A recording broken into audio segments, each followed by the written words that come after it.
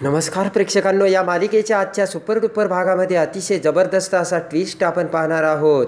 आजच्या या जबरदस्त भागामध्ये सावली आता अमृताचा हात धरून राजकुमार समोर आणते आणि राजकुमारकडे बघत आता सावली म्हणते की जिने तुमच्यासोबत सप्तपदी घेतली, जी सगळ्यांना सोडून तुमच्याकडे आली, जी सगळं तिचं घरदार सोडून तिची ओळख विसरून तुमच्यासाठी या घरामध्ये आली. आणि सावली म्हणते की राजकुमार दादा, तुम्ही जाताना तिचाच निरोप घ्यायला विसरलात का? आणि लगेच आता राजकुमार अमृताकडे बघत म्हणतो की मी येतो. तेवढ्यात सावली आता तिलोत्तमासमोर येते आणि त्यानंतर आता सावली तिलोत्तमाला म्हणते की माफ करा मला, मी लहान तोंडी मोठा घास घेते. आजपर्यंत तुम्ही राजकुमार दादांसाठी जे काही निर्णय घेतले ते योग्यच होते.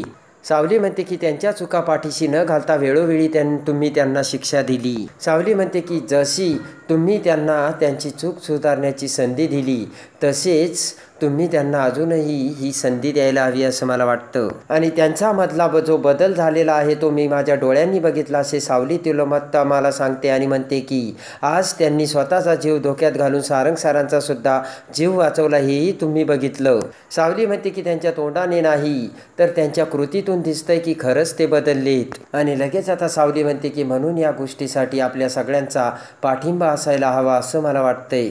आणि सावली म्हणते की अजूनही त्यांच्याविषयी जर आपली शंका असेल तर आपण त्यांची परीक्षासुद्धा घेऊ शकतो आणि ते जरी ते असले तर आपण त्यांच्या हालचालीवर आणि त्यांच्या वागण्यावर सुद्धा लक्ष ठेवू शकतो. आणि सावली म्हणते की यापुढे सुद्धा त्यांनी असं केलं तर ही त्यांच्यासाठी शेवटची संधी असेल. ते ऐकताच आता इकडे ऐश्वर्या म्हणते की हॅलो. ऐश्वर्या म्हणते की हे बोलण्याचा तुला अधिकार नाही आहे, हे तुला चांगलंच माहिती आहे आणि यांना संधी द्या किंवा देऊ नका हे सांगण्याचा किंवा बोलण्याचा तुला अधिकार सुद्धा नाही. आणि तिलोत्तमा मॉम काय करायचं ते ठरवतील, तू कशाला मध्ये बोलतेस असं आता ऐश्वर्या सावलीला सांगते. ऐश्वर्या म्हणते की आणि तू म्हणतेस तशी जर आपण संधी दिली आणि हे प्रकरण जर आपल्या अंगाशी आलं तर, आणि हे जर प्रकरण आपल्या अंगाशी आलं तर याला जबाबदार कोण? तेव्हा सावली म्हणते की याला जबाबदार मी असेन. सावलीचे ते शब्द ऐकताच आता सारंग, चंद्रकांतराव, तिलोत्तमा, राज, अमृता सगळेजण आता सावलीकडे बघतात. ऐश्वर्या म्हणते काय काय बोलतेस तू? आणि लगेच आता सावली म्हणते की अमृता वहिनीचा संसार वाचवण्यासाठी मी हा धोका पत्करायला तयार आहे. ऐश्वर्या म्हणते की अगं या माणसाने स्वतःला वाचवण्यासाठी घरात चोरी केली आणि 8 लाख रुपये याने बँकेतून काढलेत आणि तू काय बोलतेस या माणसाविषयी? याच्यावर विश्वास तरी कसा ठेवायचा? आणि लगेच आता राजकुमार म्हणतो की त्यातील 2 लाख रुपये ऐश्वर्या मॅडमला मी दिलेत. ते ऐकताच आता सगळ्यांना धक्का बसून सगळेजण ऐश्वर्याकडे बघतात. आणि ते ऐकताच आता ऐश्वर्या म्हणते काय बोलतोयस तू? तुझ्याकडून मी 2 लाख रुपये कशाला घेईल? आणि तू जे चेक वठवले आणि जे पैसे काढले त्यातील पैसे मी तरी कशाला घेईल? आणि ऐश्वर्या म्हणते की जर मला पैसे हवेच असतील तर मी मॉमकडून, डॅडकडून किंवा माझ्या नवऱ्याकडून पैसे घेतले असते. आणि तेवढ्यात आता ऐश्वर्या म्हणते की मी लोकांकडे का पैसे मागेन? ते ऐकताच आता इकडे पटकन लगेच तिलोत्तमा म्हणते की हे बघ ऐश्वर्या, खरं खरं सांग, हा माणूस जो काही बोलतोय त्यामध्ये तथ्य आहे किंवा नाही? ऐश्वर्या म्हणते की अजिबात नाही मॉम, तुम्ही या माणसावरती विश्वास ठेवता, याने काय काय केलं तुम्हाला माहिती आहे ना?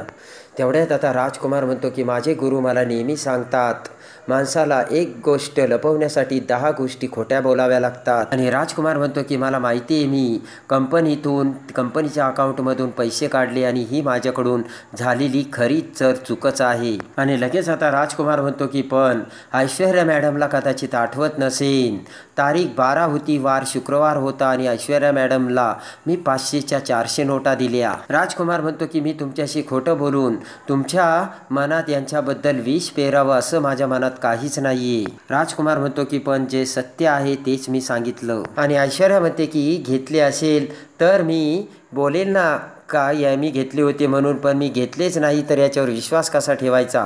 तिलोत्तमा म्हणते की बरं ठीक आहे, मी तुझ्यावरही विश्वास ठेवणार नाही आणि याच्यावरही नाही. आणि तिलोत्तमा म्हणते की या गोष्टीचा काय तो सोक्षमोक्ष आता होऊनच जाऊ दे आणि बघते मी. आणि इकडे पटकन हात जोडून आता सावली म्हणते की तिलोत्तमा मॅडम, माझ्यासाठी नाही तर यांच्यासाठी सुद्धा नाही, अमृता वहिनीसाठी राजकुमार दादांना एक संधी द्या. सावली म्हणते की मी तुम्हाला शब्द देते, राजकुमार सरांनी जर काही चूक केली तर त्यांची जबाबदारी मी घ्यायला तयार आहे. चंद्रकांतराव सुद्धा म्हणतात की तिलोत्तमा, सावलीसाठी नाही तर निदान राजकुमारच्या अवस्थेसाठी तरी तू त्याला एक संधी द्यायला हवीस. तेव्हा आता तिलोत्तमा म्हणते की तुमची सगळ्यांची इच्छा आहे ना, तर मग होऊनच जाऊ दे, पण हा माणूस माझ्या घरात माझा मुलगा म्हणून राहणार नाही आणि तो या घरात पाहुणा म्हणून राहील. तिलोत्तमा म्हणते की घरातल्या कोणत्याही वस्तूवर याचा अधिकार राहणार नाही.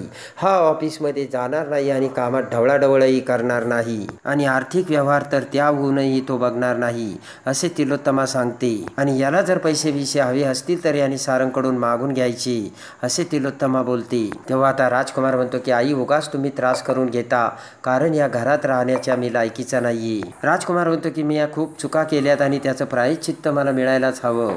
आणि हात जोडतच आता राजकुमार म्हणतो की तेव्हा सावली, आत्ता प्लीज मला जाऊ दे. तेव्हा सावली म्हणते की राजकुमार सर, तुम्ही ऐका. सावली म्हणते की राजकुमार दादा, आता तुम्ही इथे थांबा आणि स्वतःला सिद्ध करा.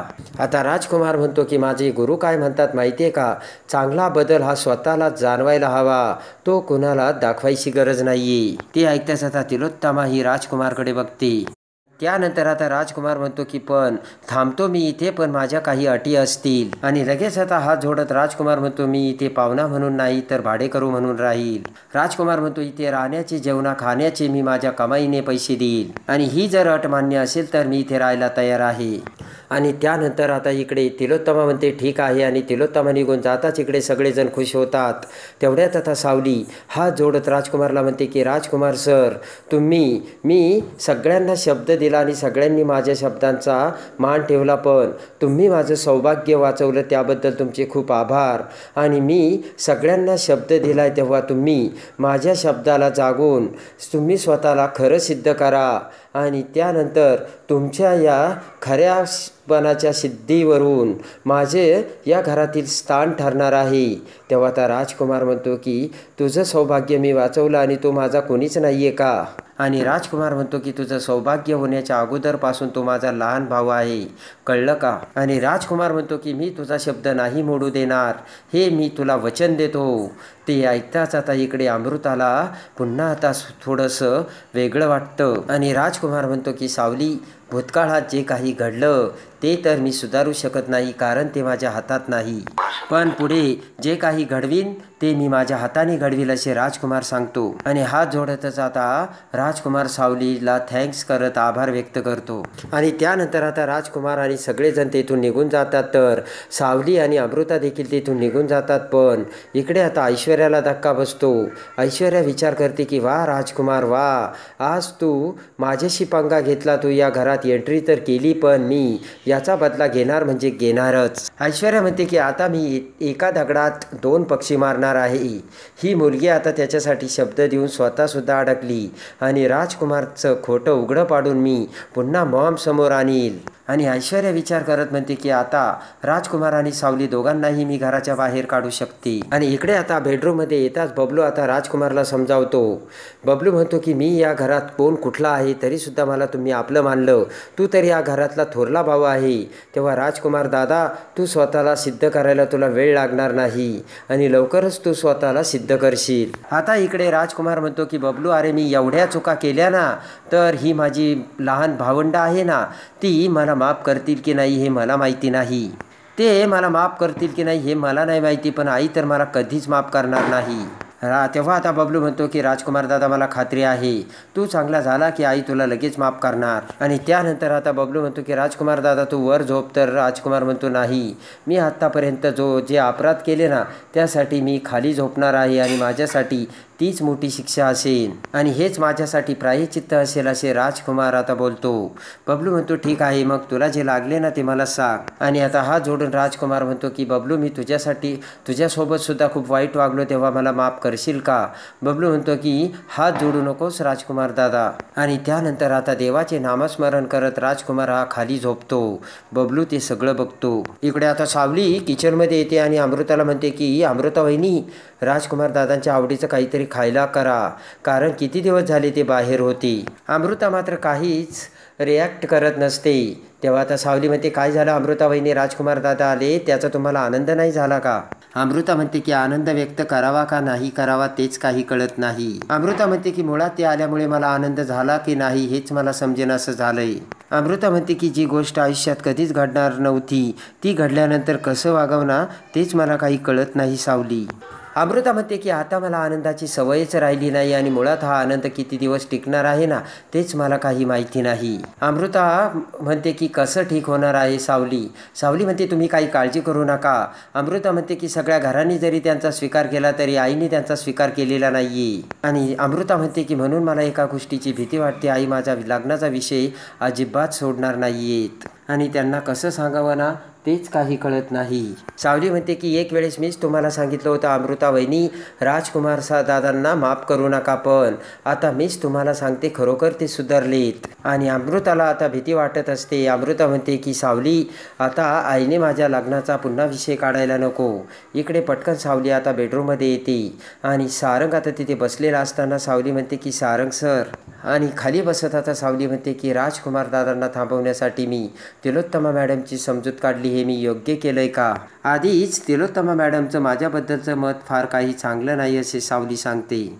सारंग म्हणतो की सावली मला पण माहिती आहे तुझा हेतू चांगला होता, झालं तर मग. सारंग म्हणतो तू जे काही केलं सावली ते अमृता वहिनीसाठीच केलं ना. सारंग म्हणतो की मी सुद्धा त्याला समजावण्याचा प्रयत्न केला आणि या सगळ्याला तू एकटी जबाबदार नाहीये, आम्ही सुद्धा तुझ्यासोबत आहोतच. आणि आता सावली म्हणते की काही जरी झालं तरी तिलोत्तमा मॅडमने अमृता वहिनीच्या लग्नाचा विचार आता करायला नको, कारण काही जरी झाला तरी अमृता वहिनीचा संसार पुन्हा फुलताना मला बघायचा आहे. आणि सारंग म्हणतो की तू काही काळजी करू नको सावली, मी तुझ्यासोबत आहे. तर हसतच सावली म्हणते की मला किती चांगला नवरा मिळाला आहे. तर सारंगसुद्धा हसून आता लाजून चूर होतो आणि प्रेमाने सावली आता सारंगकडे बघू लागते. आणि त्यानंतर आता तिलोत्तमा चाणाक्ष बुद्धीने आता दुसऱ्या दिवशी देवाला फोन लावते आणि त्यानंतर आता तिलोत्तमा देवाला म्हणते की देवा, सारंगवरती हा जो हल्ला झालेला आहे तो हल्ला हा योगायोग होता की कुणी तो घडवून आणला याचा तू शोध घे. तर तिलोत्तमा म्हणते की सारंगवर हल्ला कसा होतो आणि त्याच वेळेस राजकुमार तिथे कसा येतो हे सगळं कुणी घडवून आणलंय आणि हा योगायोग आहे का हे मला समजायलाच हवं. देवा म्हणतो की मी याचा लगेच शोध घेतो तिलोत्तमा मॅडम. आणि त्यानंतर तिलोत्तमा आता अमृताकडे येते.